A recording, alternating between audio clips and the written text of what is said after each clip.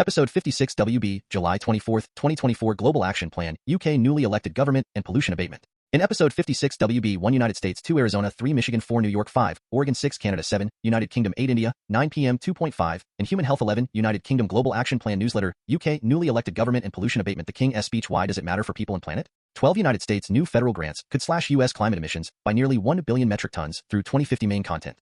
1A United States switching from gas to electric stoves cuts indoor air pollution. ScienceDaily No significant changes were seen with CO and PM2.5 during focus group discussions. Participants using the new stoves unanimously reported being 1B United States RAWSEP view. Is this article for or against wood smoke pollution? In the last fifth of the article, the writer begins to face the reality of the PM2.5 pollution from wood burning. From the article Why the Future of Wood Burning Stoves in Homes is Uncertain. MSN. There is certainly something nostalgic, earthy, and fascinating about using a wood-burning stove in your home. The sound of the crackling wood. Excerpts edited by RAWSEP for brevity and clarity in relationship to residents. Against wood smoke emission. Particulates, a 501c3 nonprofit organization.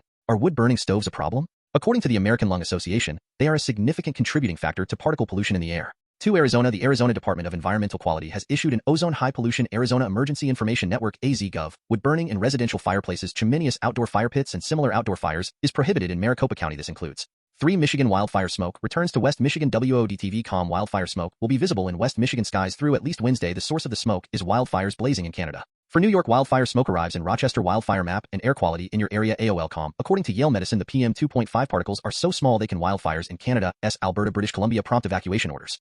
5A Oregon air quality alert for much of southern Oregon. KQEN News. Radio smoke from the Diamond Complex fire. Wildfire smoke combined. Avoid using wood-burning stoves and other sources of indoor smoke if possible. 5B Oregon Wood River and Knot fires in Klamath County. Spark evacuation. Smolder underground. Herald and News. Burn. The Knot fire was first reported Sunday afternoon, burning roughly 50 acres of Oregon Department of Forestry lands, just 3 miles north of 5C. Oregon Jefferson County increases fire danger from high to very high. Peninsula Daily News. Fire Marshal Phil Ciceri escalated the county fire. The only burning devices allowed are propane fire barbecues and wood pellet fire smokers. 6A Canada. Alberta Wood Buffalo wildfires close highways 63 and 881 in both directions. Fort McMurray. Today, there are 3 major clusters of wildfires burning across Fort McMurray. Wood buffalo smoke from a wildfire southwest of Fort McMurray. 6B Canada. Saskatchewan, Saskatoon. Staying safe, staying healthy when wildfire smoke descends country. 600 CJWW. Wood burning fireplace. Close the dampers. If you have an air conditioner, keep the fresh air intake closed. You can also buy an air cleaner for 6C Canada. Pollution watchdogs late this year again. Environmentalists. Yahoo News Canada. The SAFAR recorded AQI of 218 under PM10 and 103 under PM2.5 today. Tomorrow's forecast predicts a similar range of AQI varying between moderate.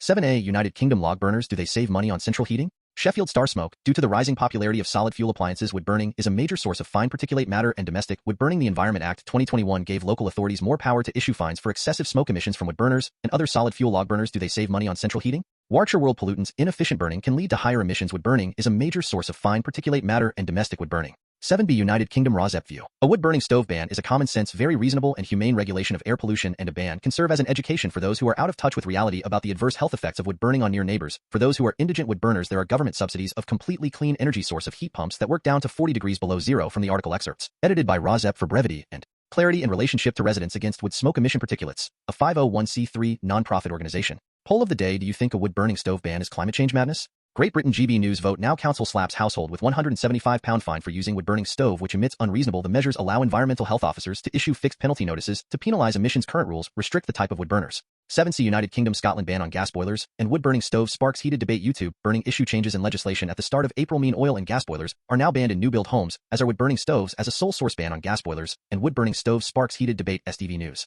8A India. Delhi air you're breathing is third worst in country. Times of India. Faridabad recorded 103 micrograms per cubic meter on average in that period. PM2.5 in city. According to the analysis, 140 cities were featured in 8B India. Why Meghalaya's Burnaghat is most polluted city in country. Explained. News 9 Live. PM2.5 levels alarmingly high. According to the data, the average PM2.5 levels in Delhi's air is 102 micrograms per cubic meter, the most polluted. 8C India. Air quality improvements in India partially due to weather. University of Reading. We found about 30% of the reduction in PM2.5 pollution can be attributed to meteorology. This is concerning because these favorable weather patterns.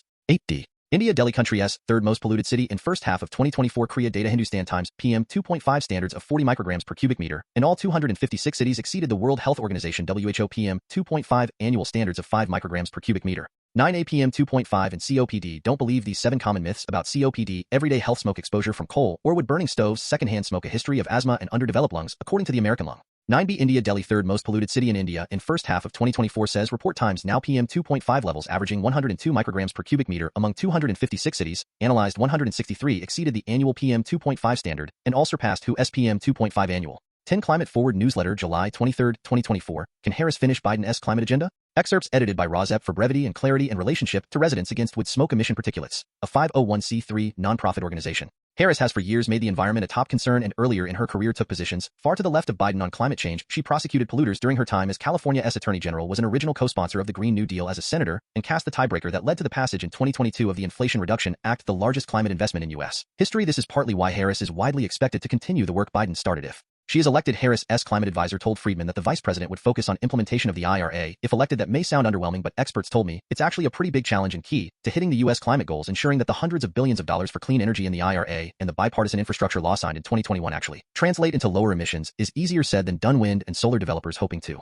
take advantage of the law's lucrative tax credits are still facing enormous logistical obstacles, such as difficulties in obtaining permits and connecting to the grid. The next administration will need to figure out how to help ease those bottlenecks. If implementation goes really well, the U.S. would get emissions down to 40 to 45% by 2030. If implementation does not go well, emissions would go down a little over 30% compared with 2005 levels. The federal government is also still sitting on tens of billions of dollars of grants and loans for the development of hydrogen, nuclear power, and other projects. For instance, the Department of Energy has yet to give out roughly $9 billion for retrofitting homes and almost $200 billion in loan authority for advanced clean energy projects. At the same time, the Department of Energy and other federal agencies have been trying to speed up the build-out of transmission lines and issue permits for offshore wind projects, but those efforts are still ongoing. More regulation. You may have noticed that none of the above get the U.S. all the way to fulfilling its 2030 goals, let alone its aims to reach net zero emissions by 2050. That big gap is explained in part by sectors that are harder to transform, such as industrial plants, buildings, and agriculture. Experts say that it's very likely that the industrial sector will be the largest source of pollution in the country by 2035. All regulations issued by the Environmental Protection Agency, including planned ones, are more legally vulnerable after the Supreme Court limited the authority of all federal agencies in a major ruling last month. There is the possibility of a second climate investment bill that would issue grants, loans, and tax credits for the industrial sector to use greener technologies. Someone who oversees the Sierra Club's lobbying efforts said an ambitious administration could end billions in fossil fuel subsidies, but no president could enact all of that alone. Most of those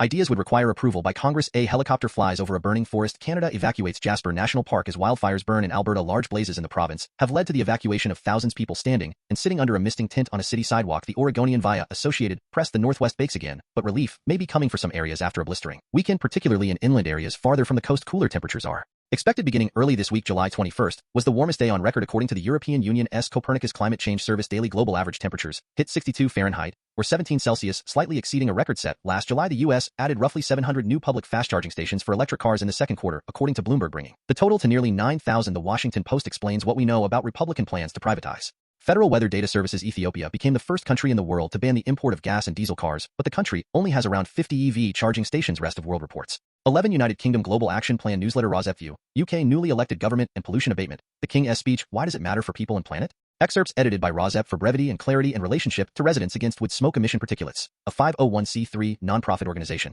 July 27, 2024. We have just elected a new government, and it is attempting to hit the ground with the engine already fully revved up. Keir Starmer, the new prime minister, promised to take the brakes off Britain with more than 35 new laws. Unfortunate vehicle-related metaphors aside, whatever you do, wherever you live, whoever you work for, something on today's list will affect you. And there is quite a lot for those of us that are here for the health of people and planet. That sounds like bad news. We hate to disappoint, but there's some good news, though. Some of the items on the list could be much more ambitious, and there are some big things missing. Go on, then talk me through your list. What do you want? After years of delay, more than anything, we want this government to move forward really fast on the climate and nature emergencies, because we run Clean Air Day and work with hundreds of councils and doctors and charities across the country to raise awareness of how pollution harms our health. We want this to include action to cut air pollution dramatically, most of which is caused by burning fossil fuels. We also want to see a radical change in the school curriculum in England so that young people are ready for planet-saving action. We call this Generation Action on Climate. The new government is aiming for 100% clean power by 2030, which is very welcome, as we need to power our homes and transport in the future using electricity. Gas is on borrowed time, plus Putin wants us to keep using it, so we need lots of new renewables fast. The plan announced by the King to set up a new public company called GB Energy to own and invest in clean power generation, which will be based in Scotland, is really welcome, though we need to see the detail on education. Not only are we expecting a review of the English curriculum, which is welcome, though needs to be radical and not just tinkering, but the King announced a new children's well-being bill to help with young people's mental health. This must address the effects of social media, as well as empowering kids to have agency on issues of high anxiety like climate change. There's also a move towards preventative health, including really welcome new laws banning junk food advertising, smoking, and vaping, and energy drinks for young people. We not help but think that if you're banning junk food advertising, you should also just ban all the online ads that are pushed at children when they're on social media. On clean air, I'm afraid the news is not so good. Before the election, Labor promised a Clean Air Act to accelerate progress towards the limits recommended by the World Health Organization, but this was not in their manifesto, and it was not in the King's speech. This means we need to step up our efforts to campaign for clean air. Some of the items in the speech will help plans to allow councils to take bus services back under local public control, and the renationalization of rail should mean better, more frequent, and hopefully cheaper public transport. The King also announced new devolution and planning laws, and these might create opportunities to get wood burning phased out in urban areas, and to give local authorities new powers and resources to cut air pollution faster. We would want to see measures on preventative health include clean air and more access to green space for everyone, But there is not legislation as such in this area, so we will need to press for policy changes on the face of it. You would not think workers' rights has anything to do with people and planet, but at Global Action Plan we are strong believers that everyone in the economy should be treated with fairness and compassion. We think this links to people treating the planet better, so it's welcome. 12 United States new federal grants could slash U.S. climate emissions by nearly 1 billion metric tons through 2050. Excerpts edited by RAWSEP for brevity and clarity in relationship to residents against wood smoke emission particulates, a 501c3 nonprofit organization. Recipients in 30 states will share from a pot of $4.3 billion to tackle clean energy and emissions reduction projects. July 22, 2024, the Biden administration on Monday announced that it is awarding $4.3 billion in federal grants to projects in 30 states aimed at boosting clean energy development and other efforts to reduce the nation's greenhouse gas emissions. The grants are among the largest cash subsidies under the Inflation Reduction Act, the 2022 law that dedicated nearly $400 billion toward climate action and the clean energy transition. The timing of the grants ensures that this part of President Joe Biden's environmental legacy will remain intact, even if Democrats fail to retain control of the White House or Senate after November's election. The grants will fund 25 projects, including efforts to electrify farming equipment in Minnesota, expand public transit in Texas, and deploy new electric vehicle charging stations along the Interstate 95 corridor in New Jersey, Connecticut, Delaware, and Maryland. The EPA estimates that the projects will reduce the nation's climate pollution by nearly 1 billion metric tons through 2050. Projects vary state to state, city to city. EPA Administrator Michael Reagan said the 25 grant recipients represented the cream of the crop from more than 300 applicants who proposed programs that would not only reduce greenhouse gas emissions but would create jobs and otherwise benefit their communities economically. Pennsylvania, a key battleground state for Democrats in November, received among the highest amounts from the grants. The state will get more than $396 million to reduce greenhouse gas emissions in manufacturing, electrify and improve energy efficiency in buildings, reduce landfill waste, develop carbon capture technologies, and build out more battery storage. Minnesota too will receive funding to improve building energy efficiency and accelerate the electrification of various industries and sectors. The state also plans to use the nearly $200 million it was awarded to restore and protect important carbon sinks using new climate-smart agriculture technologies and restoring degraded peatlands. Similarly, Connecticut, Maine, Massachusetts, and Rhode Island will use their combined $450 million to install energy-efficient heat pumps in buildings. Other states such as Illinois and Michigan will use their funding predominantly to build new wind and solar farms and install more battery storage. Illinois received more than $430 million and Michigan received nearly $130 million for those efforts. North Carolina will oversee a $420 million grant awarded to a coalition of conservation groups, including the Nature Conservancy, to preserve, enhance, or restore more than 200,000 acres of the state's coast forests and farmland, as well as other conservation efforts in South Carolina, Virginia, and Maryland. It was not only states that received grant money. Much of the funding went to county and city governments as well as community organizations and nonprofits. A regional agency representing several Southern California counties received nearly $500 million, making it the largest recipient of Monday's announced grants. That agency plans to use its funding to help electrify business fleets in the state and reduce pollution in disadvantaged communities. Two Ohio cities, Cleveland and Painesville, plan to use their nearly $130 million to retire a century-old coal plant and install new solar power and battery storage systems. And in Texas, the city of Austin will use its $48 million grant to improve public transit, especially in low-income and disadvantaged communities, in an effort to reduce reliance on driving. Austin claims the second highest per capita greenhouse gas emissions of any major U.S. city, with more than half related to transportation. Funding will help protect Biden's climate legacy. The grants were announced amid a tumultuous month in Washington, Indiana. A surprise Sunday announcement. Biden said he would no longer run for re-election and endorsed Vice President Kamala Harris to be the Democratic nominee. By announcing the grants now, the Biden administration is at least partially insulating them from being reversed should former President Donald Trump win in November, since the money will already be in the hands of local and state governments. Trump has pledged to undo much of the Biden administration's climate program if he is re-elected.